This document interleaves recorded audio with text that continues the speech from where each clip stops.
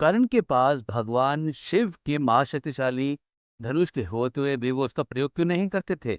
महाभारत काल में बहुत दिव्य धनुषों का उल्लेख मिलता है। कर्ण के पास जैसे विजय धनुष था, वैसे ही अर्जुन के पास गांडीव धनुष था। मगर अर्जुन हमेशा गांडीव लेके चलते थे, वो हमेशा इसका उपयोग भी करते थे।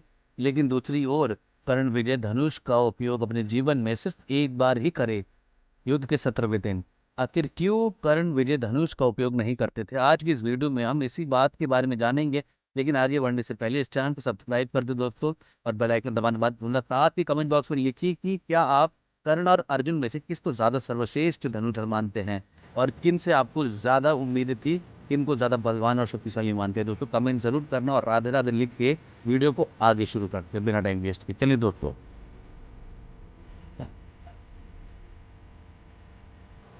कर्ण की विजय धनुष इतना शक्तिशाली था कि जब भी इस धनुष से कोई बाण चलाया जाता था, तब इस धनुष के टंकार से आसमान में बादल गरजने लगते थे, बिजली चमकने लगती थी। इसके टंकार से धरती तक हिल जाती थी। इस धनुष से जो तीव्र रोशनी निकलती थी, उसकी तेज से शत्रु सेना की आंखें धुंधला जाती थी। दोस्तों, कोई साधारण व्यक्ति इस धनुष को उठा ही नहीं सकता था। इसकी प्रत्यंचा किसी तरह काटा नहीं जा सकता था। इस धनुष से अगर कोई बाण चलाया जाता, तो उस बाण की गति कई गुना बढ़ जाती, क्योंकि इस धनुष को दिव्य मंत्र से अभिमंत्रित किया जाता था। इस धनुष को हाथ में लेने पर इसके चारों ओर एक सुरक्षा कवच बन जाता था, जिसके कारण विजयधारी योद्धा को घायल करना बहुत मुश्किल हो जाता था। कहा जाता है, इस धनुष को धारण करने से कोई योद्धा अपराजय हो जाता। भगवान शिव ने जब धनुष के बारे में कहा था कि जब तक कर्ण के हाथ में विजय धनुष होगा, तब तक संसार के सारे योद्धा मिलकर भी कर्ण को परास्त नहीं कर सकते थे। कर्ण के पास इतना शक्तिशाली धनुष होने के बाद भी कर्ण ने इस धनुष का बहुत कम उपयोग किया। गंधर्व युद्ध में जब अचानक से गंधर्वों ने कौरवों पर हमला किया, तब कर्ण ने साधारण धनुष तब कर्ण ने साधारण धनुष के सहारे ही गंधर्वों को अपने बाणों से पीछे फेंक दिया। लेकिन एक समय अनगिनत गंधर्व एक साथ कर्ण पे हमला कर देते हैं, तब कर्ण के सारे धनुष और अस्त्रों को नष्ट कर देते हैं। जब कर्ण गंधर्व को रोक नहीं पाते, तब उनको उस युद्ध से पीछे हटना पड़ता है। लेकिन अर्जुन अपने गांडीव धनुष से दिव्यास्त्र चलाकर उन गंधर्वों को आसानी से परास्त कर देते हैं। लेकिन कर्ण के पास अगर उनके पास उस समय अपना विजय धनुष होता, तो सैकड़ों हजारों गंधर्व मिल के भी उनको नहीं हरा पाते। विजय धनुष से दिव्यास्त्र चलाकर वो बहुत आसानी से उस युद्ध को जीत सकते थे। लेकिन गंधर्व युद्ध में कर्ण ने विजय धनुष का उपयोग ही नहीं किया। कुरुक्षेत्र के युद्ध के 17वां दिन में ही उन्होंने सबसे पहली बार अपने विजय धनुष का उपयोग किया।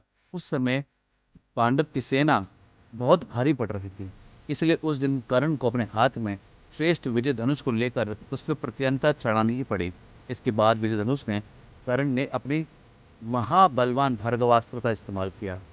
इस अस्त्र ने पांडव सेना में घोर तबाही मचा दी।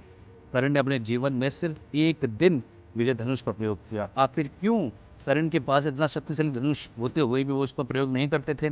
दोस्तों, कर्ण कभी भी विजय के लिए नहीं, किसी धनुष पर निर्भर नहीं होना चाहते थे।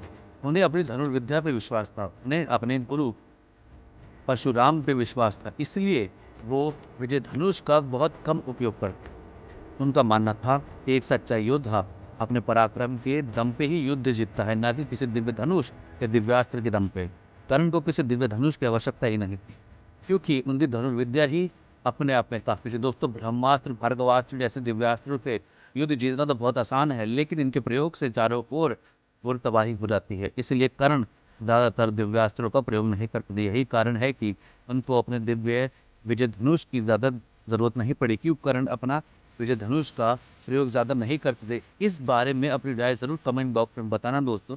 और क्या आप अर्जुन और कर्ण में से किसको सर्वश्रेष्ठ धनुर्धर और किसको ज्यादा बलवान और सच्चा व्यक्ति मानते, कमेंट बॉक्स में जरूर बताना दोस्तों, हम आपकी राय जानना चाहेंगे।